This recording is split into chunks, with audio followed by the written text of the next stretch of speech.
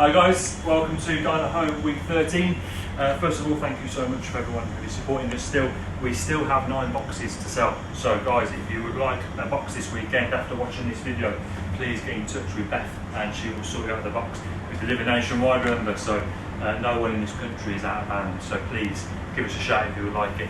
Everyone who has ordered a box, thank you so much as well. This weekend, I just want to say a massive congratulations to everyone who has graduated.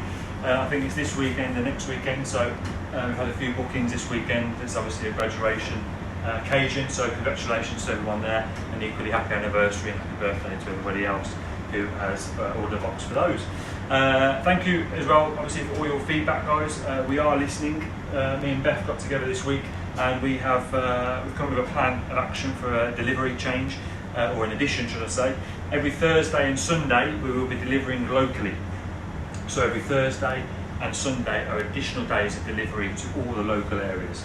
So now you can get our products on Thursday, Friday, Saturday and Sunday locally. All on the website, so if you need more information, please go on there or just private message me or Beth and we'll answer your question as soon as possible. So yeah, that's it. On to Dine at Home 13. So first of all, guys, the bread has literally just come out of the oven, so I haven't even got time to put it into a bag yet. So freshly baked milk bread, and obviously your Marmite butter. So as always, as soon as your box comes, make sure you take that out and leave it out, so in a sort of dry, medium warm space, not too hot because obviously it will melt. And then your bread straight in the oven, guys, as always, 180 degrees for 5 minutes, and that will just crispen up beautifully. Onto your starter. This week we have a beautiful organic chicken and smoked ham hock terrine with a little green bean sort of salad, beautiful chervil dressing just coming to season, and also a plum ketchup. That's quite acidic, so be careful with that. I would also recommend at this stage as well to enjoy this with your bread. So while your bread's in the oven, getting nice and hot, start plating this dish, because you combine the bread and the starter together like you probably would anyway. So it's all good, right? So with your terrine, obviously it's a nice press, very simple terrine. Just some braised smoked ham hock with some brine chicken. We've obviously cooked them. Just put a little bit of some whole grain mustard through. Now what I would do, guys, I've got a little bit of extra virgin olive oil. This is a nice single estate one, so it is quite strong. So I'll just only put a little bit on. Just glaze that up nicely on top, just like that. So it gives it a beautiful sheen, almost like a finish. And then I'll put a little bit of Malton sea salt on top as well. Just add that little bit of seasoning to it. And then your green beans, this is for one person, so you'll actually get a much bigger container, obviously double the amount obviously in yours. So pop those into a mixing bowl. And your chervil dressing, this is for 2, so I won't add it all, but it's quite a healthy portion, so don't be afraid of adding sort of all that whole container. So give it a quick shake. And again, this is quite acidic, that dressing is as well, so just to cut through the richness of the fattiness of the terrine. A little bit of salt, a tiny bit of pepper, because it goes really well. Mix those all together. And the green beans are sort of just cooked, so they've still got a nice bit of texture to them, which is great. It's just a green bean sort of salad, and I said it goes so well with your bread. It's almost like a condiment. Keep those as neat as possible. If one does fry along, obviously just do put it back, but you'll get a nice green trail on there because of the dressing. And then you have your beautiful plum ketchup, which again it's super acidic. Just give it a little taste before you pop it on, just to see how much obviously you want with it. And just pop that on the side as well.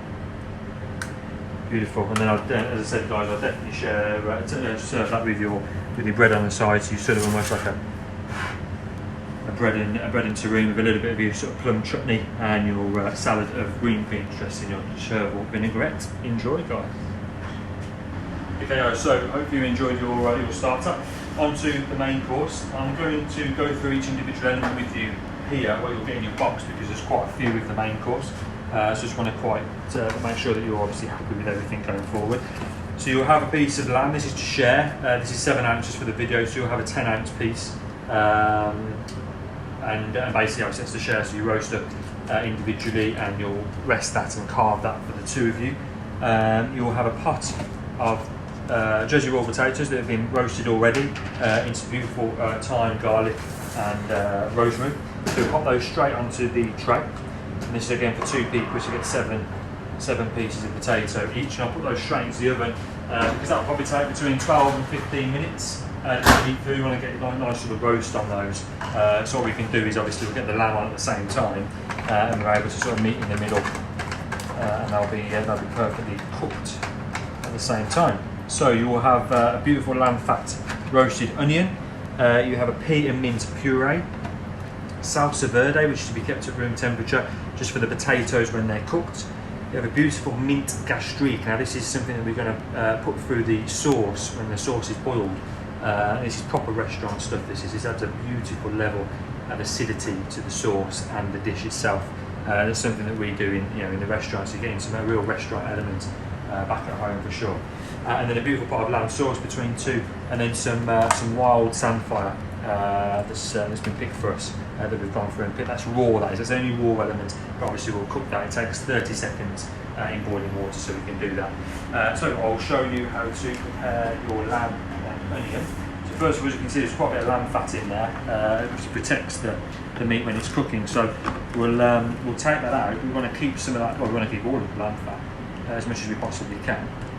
So take it out. Don't worry about scraping it all off, because what we can do is we can actually almost roast the lamb straight away with that fat on. So I've got my pan on a low heat, just heating up. So I'll turn it up to a nice medium to high heat, and then once that gets a bit of heat into it, we'll start roasting that lamb off. If your lamb like this comes with obviously quite a bit of fat still attached to it, I won't put any oil into the pan. If you scrape the oil off and it's quite a dry piece of meat because of whatever reason, obviously make sure you put some oil in the pan so it isn't too dry and doesn't stick. But we do want to render that fat down. So it hasn't been seasoned at all. Literally just been cooked in a water bath to take that rawness off. So a little bit of salt and pepper as always on that fat side. Don't be shy with that. And then there we are. So a bit of fat's come off already on mine. So I'm just going to put that into the pan. So it gives me a bit of a starting block. Not the rosemary, because the rosemary will burn at this stage. So a little bit of fat straight in there. That's the sort of sizzle that you want. If it's already cooked, please obviously you want to reheat it. It has been fully cooked, but it's cooked to sort of a medium rare sort of cuisson. So if you do want it a bit more well done, you won't do that in the pan, you'll do that in the oven, so you'll keep it in there for a little bit longer.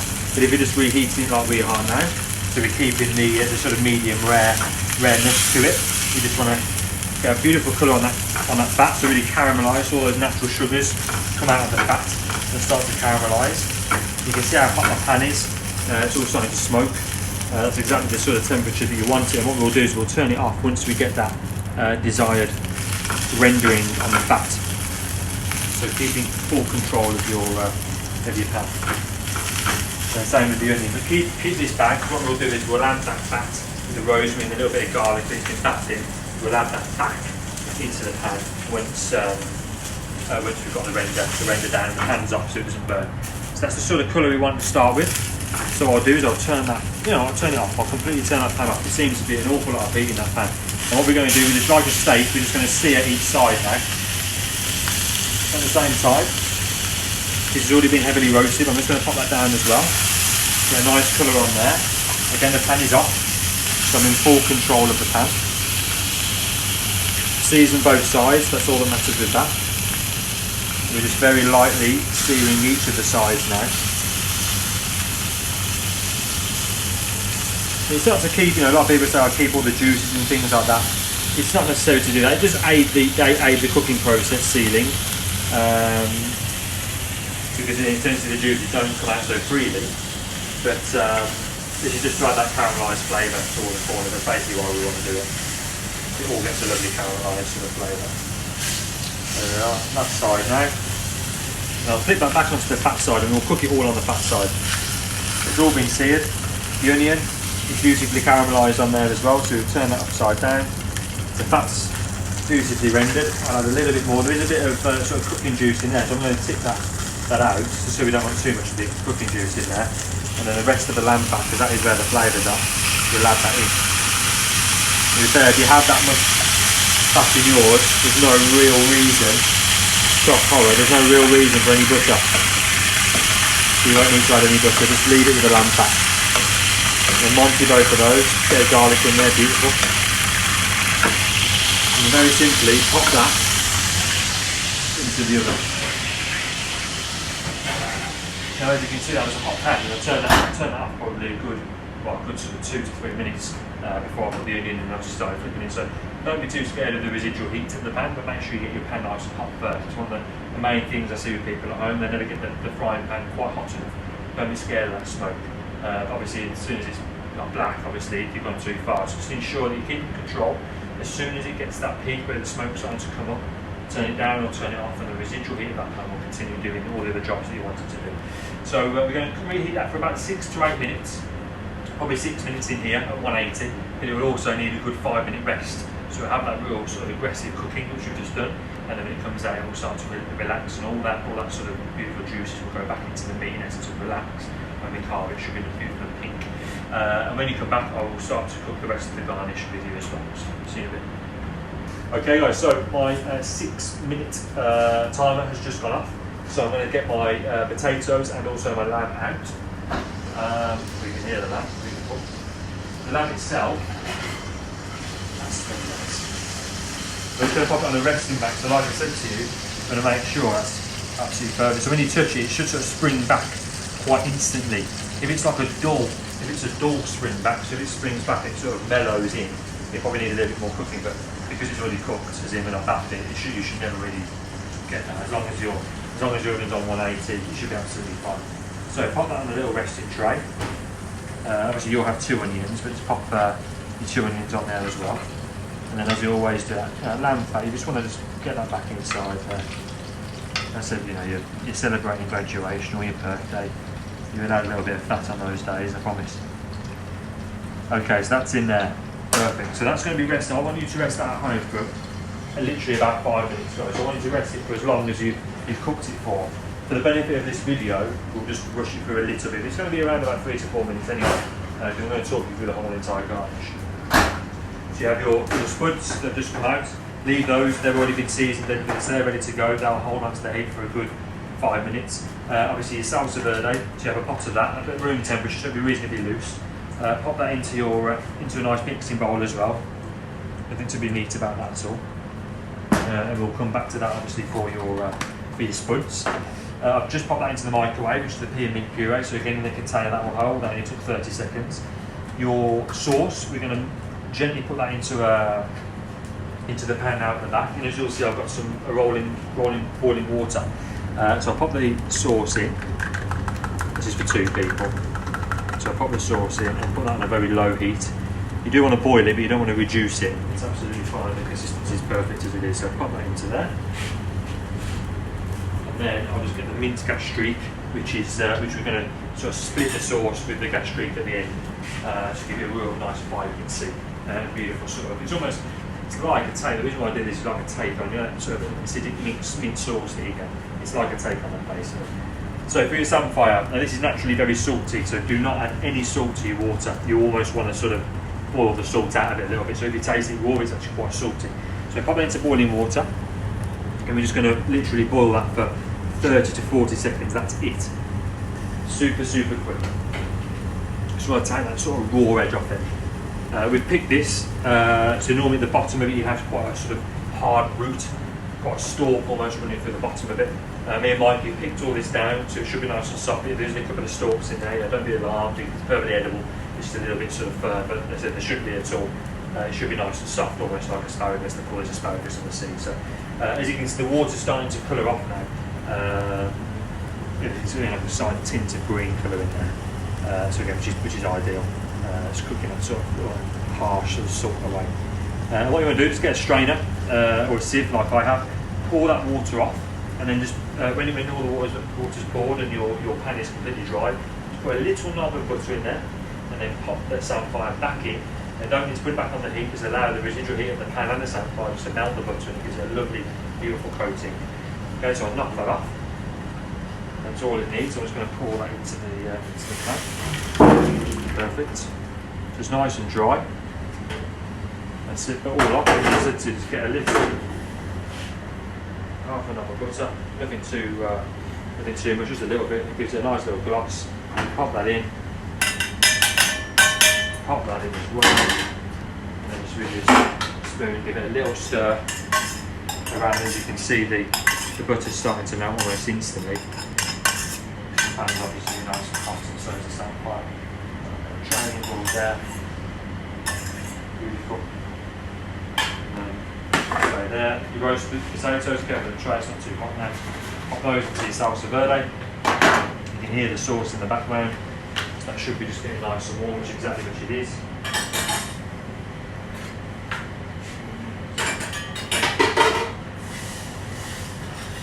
You can start to see that's beautifully boiled as well.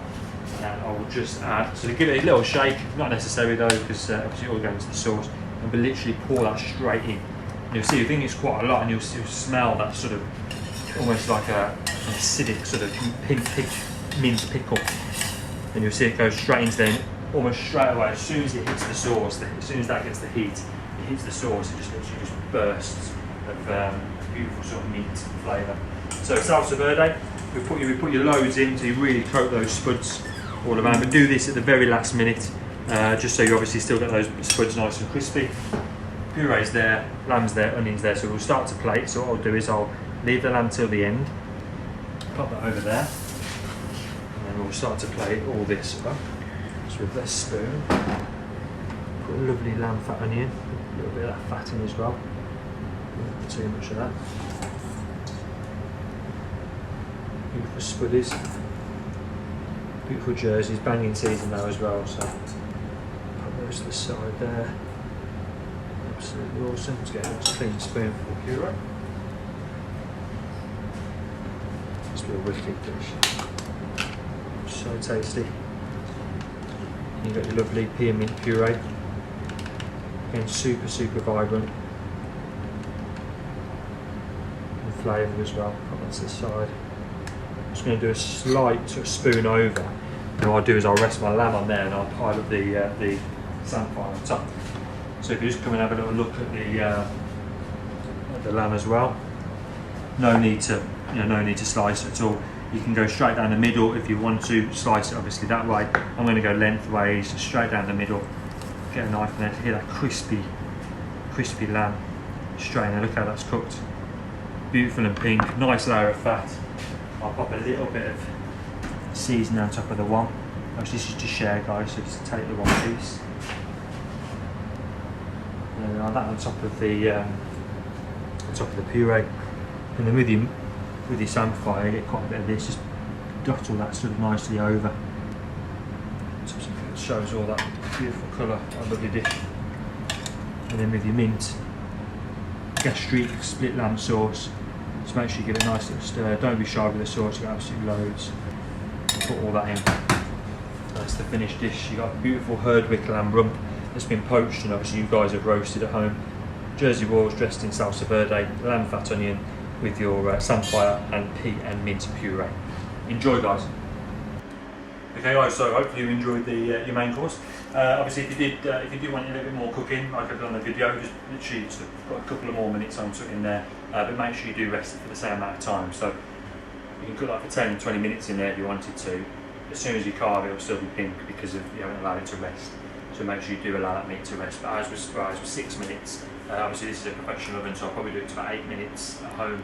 If you want a little bit more, just add 2, 3, 4 minutes onto it thereafter. But that was super. So hopefully you enjoyed it as well, guys. So on to your dessert. You've obviously got the sorbet, the cherry sorbet, New Farm cherry sorbet. So again, as soon as you get your box delivered, make sure that goes into the freezer. We have sort of tweaked the recipe from the strawberry one, so it should be a bit softer. So again, as I said, just before your meal with your bread, give it a little tester, or just before your bread or your starter, give it a little tester. If it's nice and soft, keep it in the freezer. If it's hardened up a little bit, maybe transfer it to the fridge just before your main course or something, just to make sure it takes that sort of harsh edge off it. But it should be nice and a bit softer. So you have an individual baked egg custard tart, duck egg custard tart, with a nutmeg on top. I love mine sort of at room temperature. So again, when your box arrives, it doesn't particularly need to go straight into the fridge. It's obviously been completely cooked. But if you would like to pull it out a little bit before, I would recommend that. If you do want to put it into the oven, you're more than welcome to. But I certainly wouldn't put it in a heated oven. I'd probably put it in a warm oven. So if your oven's switched off, give it sort of 10-15 minutes, then just place it in there because you don't want the sort of custard to curdle if it's too hot. It's been baked at 105 degrees, so certainly don't reheat it any higher than that. So New Farms, all the cherry stones and the cherry sort of mix we've done that, we've mixed with a syrup, basically a sugar syrup, to make a beautiful cherry and amaretto syrup. So I'll pop that into the middle if I was you, but again you can play this how you want. Do a beautiful circle, super sweet this is, so you really don't need to go too heavy on that, and the amaretto really comes out on it. I'm just going to very simply pop the beautiful egg custard tart in the centre. I don't want to spoil it, so I'm just going to put a very soft scoop spoon of cherry sorbet, nothing too neat about that, just on the side, and you can enjoy those together as they are. Super simple. Duck egg custard tart with nutmeg, cherry syrup, and your beautiful cherry sorbet, guys. Okay guys, that concludes Dine at Home 13, week 13. Hope you enjoyed it. Quality service was lovely. So yeah, hope you enjoyed it. Thank you so much for everyone who purchased a box, as always, and thank you as forever your support. Keep tagging me, tagging us, Sauce Super Club, and obviously Tom_Chef1 in all your pics and your videos that you recreate. The video will be available on Thursday evening, which is tonight, on my YouTube channel. Literally just search Chef Tom Shepherd on YouTube and it should come straight up, and this video will be available for you to look at anytime. And please subscribe, show the support. Have a fantastic weekend, and we will see you same time next week. Big love to you all, and stay safe and dine at home.